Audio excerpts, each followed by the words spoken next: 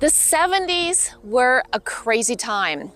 There was disco, there was freedom, individuality, and that expressed itself not only in clothing and design, but also in construction. And I wanted to introduce to you a house that shows still some of those old features, and we can compare them to what the sellers did and to how it was when they moved in. All right. First of all, just here at the entrance, this door is rock solid wood. Now, granted, it's been painted, but just the quality of this wood just makes my heart sing. And take a look at this. There's a little peephole, and depending on how short or how tall you are, it's pretty cool. I don't think I've ever seen one that you can actually move. You know what happened in the 70s too is that homes became bigger square footage, and while families actually stayed small or became even smaller. 60% of all homes that were constructed in the 70s were actually ranch homes, but they had a huge footprint. Well, they came up with the idea of tucking the garage under the house. That would save some space, and you can increase the livable square footage. Easy, right? Well, and that in combination with a split level home, it would allow you to build up without really having a full two-story home, which was at that point still more expensive. So this home in particular is a very large home, even for the 70s. It has 3,600 square feet and an amazing foyer that was not quite as dramatic in other smaller homes as this one. And when they purchased this home, there was a really beautiful lucite chandelier here in the middle of the foyer. Now, lucite is a form of a plastic that was shaped in very funky ways that you could not do with crystal, but it looked like crystal. And there's a lot of gold on it as well. Another feature, everything was supposed to be organic but still look rich. And a chandelier like that did the job. In the 60s, one of the big features of the ranch homes back then were huge windows. And I am very happy to see that this particular builder retained the huge window fronts to take advantage of the beautiful front range and Pikes Peak view. Another feature was that the window frames were usually aluminum or wood in the 70s. Now, this window's been replaced by the cellar, which makes it much more energy efficient.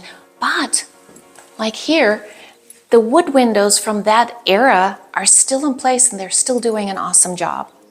This is one of my favorite parts in this house, even though there are many parts of this house, but we originally had here an agua, turquoise, greenish carpet that stretched throughout the house, not just the main level, but also the basement. It was a lot of color. The seller replaced that carpet for beautifully hand-scraped, engineered wood flooring. What a great investment that was, because this is something that makes this house 2024 and not 1977. So when we first came in 2020 and saw this house, we immediately realized the potential of a beautiful 77 semi-custom built home. But there were a lot of features that were just awkward. So one of them was that it was so dark, because here was a wall that went up to the ceiling and it went further down. Everything was separated. Open floor layout was not a thing back then.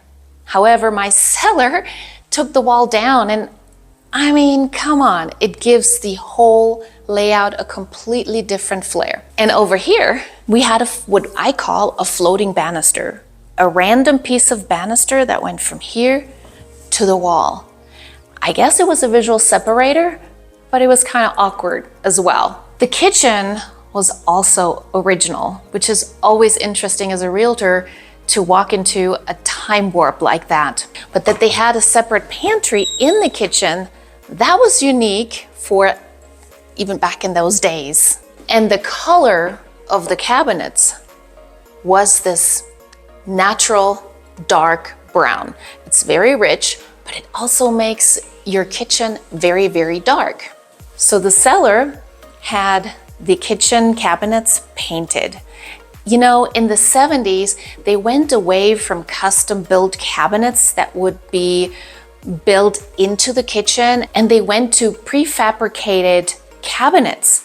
The advantage of that is that you wouldn't actually tear out the whole cabinet if you wanted to replace it, like in the 60s, where there was more quality in cabinetry, but you would also basically have to tear everything down. Here, you could just take off the cabinet doors, spray everything down, remove any kind of cabinets that you feel are really not necessary, and put everything back the way you want it. The color, I think, is very pleasing, combined with this new wonderful backsplash in white, and the white granite brings this house a ton of light. And if you compare it to the previous photos, it is such a huge difference.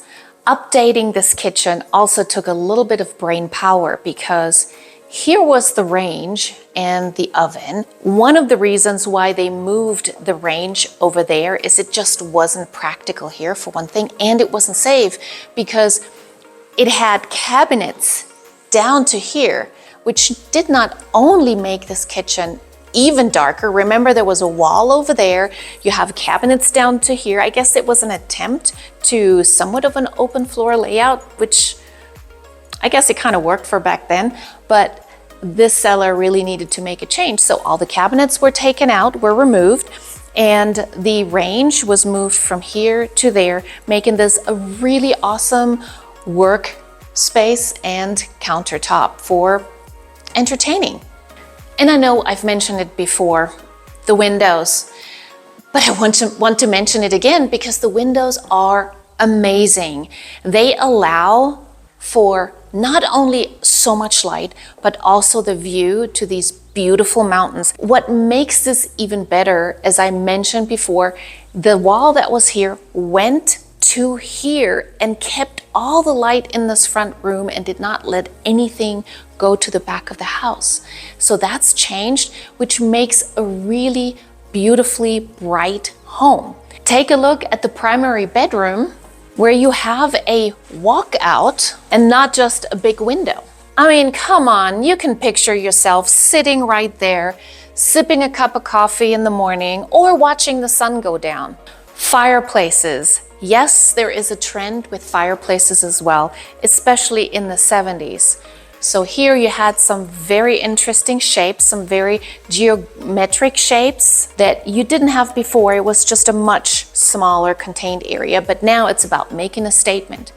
And another statement, super popular, became organic fireplaces, stone fireplaces like we have in the basement. Like this here, floor to ceiling, huge statement fireplace, even with the original lichen on here. And the reason was you really wanted to have, in the 70s, a very organic and natural feel in your room. And talking about split levels as well, one other advantage is that you get a lot of light in here. Again, huge windows, but you're not in a cave like you would have in just a simple basement. In the 70s, flooring changed. We talked upstairs about this beautiful seafoam green carpet, but the 70s were all about color, and you could find that color and shapes and designs in the flooring.